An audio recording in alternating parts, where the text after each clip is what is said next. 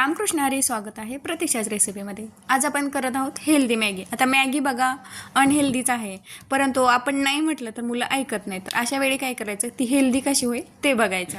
आता इथे मी काय केले, 2 पॅकेट मॅगीचे घेतलेले आहेत आणि हेल्दी मॅगी बनवण्यासाठी ना एक कांदा कट करून घेतला, एक शिमला मिरची, टोमॅटो आणि पनीर देखील घेतलेलं आहे।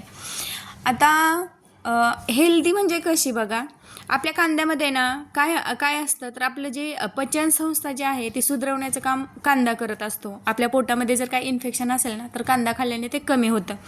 शिमला मिरचीमध्ये बघा व्हिटॅमिन सी खूप प्रमाणात असते आणि रोगप्रतिकारक शक्ती देखील आपली वाढवत असते। टमाटरमध्ये vitamin C, protein, fibre, folate असं खूप काय असतं, त्याच्यामुळं मॅगी ही हेल्दीच होणार। आणि आपल्याला पनीर माहीत आहे, पनीर तर सर्वांनाच माहिती आहे की पनीरमध्ये खूप प्रमाणात प्रोटीन असतं। आता इथं काय करायचं आहे, आपण सर्वप्रथम हेल्दी मॅगी बनवत आहोत म्हणून काय केलं मी की ही मॅगी तुपामध्ये बनवत आहे।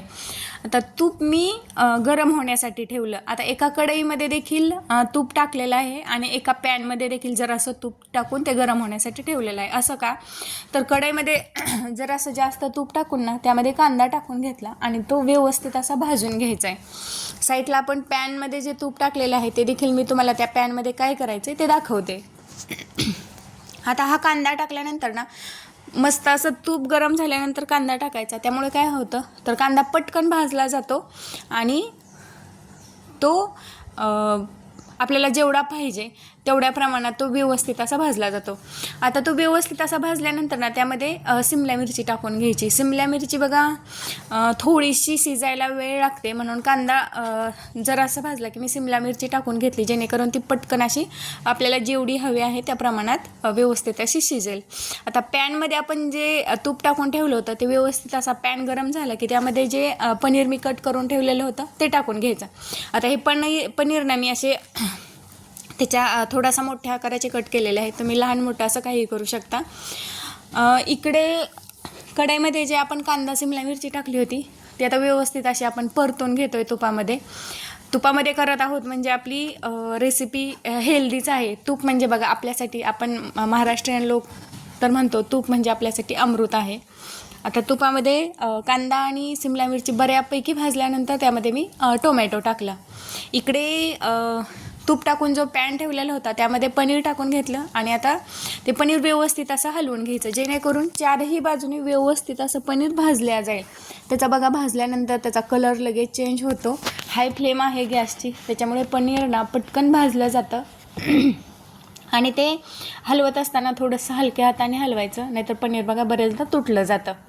आता इथे सर्व जे जिन्नस आहेत आपले कांदा, शिमला मिरची, टोमॅटो ते देखील व्यवस्थित असं बऱ्यापैकी आपल्याला पाहिजे तेवढ्या प्रमाणात तुपामध्ये परतलेलं आहे। नंतर आपल्या 2 मॅगीचे पॅकेट आहेत, त्यासाठी जेवढं पाणी लागेल तेवढं पाणी अंदाजे मी टाकलेलं आहे। पाणी कमी जास्त झालं तर काही जास्त प्रॉब्लेम येत नाही। मॅगीला किती पाणी लागते कोणालाही सांगायची गरज नाही, कारण मॅगी मुलांना एवढी आवडते ना, म्हणजे घरात कितीही नाही म्हटलं तर प्रत्येक घरात महिन्यातून एकदा 2 महिन्यातून एकदा अशी होतच असते।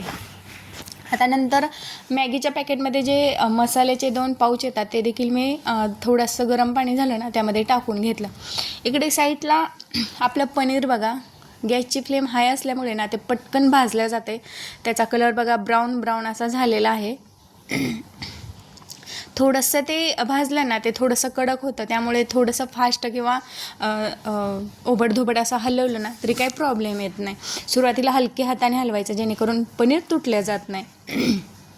आता मॅगी मसाला टाकल्यानंतर आपण ते झाकून ठेवलं आणि त्यामध्ये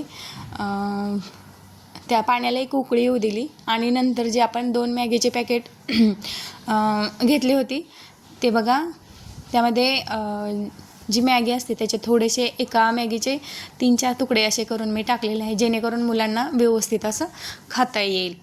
आता जी मॅगी टाकलेली आहे ना ती पूर्णपणे पाण्यात बुडेल असं आपण ते ॲडजस्ट करून घ्यायचं आहे। जास्त पाणी टाकलं तर बघा मॅगीला जास्त पाणी होतं आणि ती जास्त शिजली जाते, त्यामुळे मुलं खायला नको म्हणतात। अशा पद्धतीने बघा मी ना ते थोडीशी मॅगी हलकी अशी खाली दाबून ते पाण्यामध्ये व्यवस्थित अशी ॲडजस्ट करून घेतलेली आहे।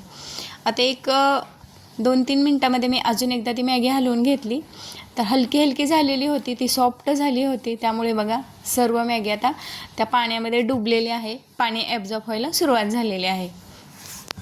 इथे बघा कलरफुल असं वाटतंय. सिमला मिरची ग्रीन आहे, टोमॅटो रेड आहे, कांदा व्हाईट आहे, मॅगीचा कलर वेगळा थोडासा पिवळसर आहे.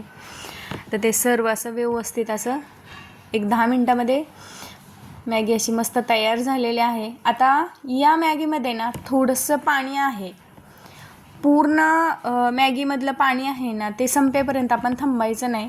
जर असं पाणी आहे तोपर्यंतच काय केलं मी, ज्या पॅनमध्ये पनीर आपण भाजलेलं होतं त्या पॅनमध्ये सर्व मॅगी ओतून घेतली. असं का, तर मॅगीमध्ये थोडंसं पाणी असल्यामुळं काय होतं, त्या पाण्यामध्ये मॅगी मसाला राहतो आणि ते पाणी जर आपण तसंच पनीरवर टाकलं ना तर थोडंसं ते पाणी पनीरमध्ये ॲब्झॉर्ब होतं आणि तो मॅगी मसाला त्या पनीरला चिटकला जातो आणि त्या पनीरला देखील थोडीशी मॅगीची चव लागते. अगदीच आपण जर मॅगी पूर्ण मॅगी तयार झाल्यानंतर टाकलं ना, थोडंसं पाणी नाही राहिलं ना तर ते ॲब्झॉर्ब होत नाही आणि पनीरला पाहिजे तशी आपल्याला चव येत नाही आणि मुलं खायला मागत नाहीत. म्हणून थोडंसं पाणी आहे तोपर्यंतच त्या पनीरमध्ये ते टाकून घ्यायचं आणि व्यवस्थित असं हलकंसं हलवून घ्यायचं. इथे बघा पनीर देखील मस्त असं आपलं भाजलेलं आहे आणि अशी मस्त अशी आपली विटॅमिन सी, फायबर, प्रोटीन सर्व असं मिळेल अशी आपली हेल्दी मॅगी तयार झालेली आहे.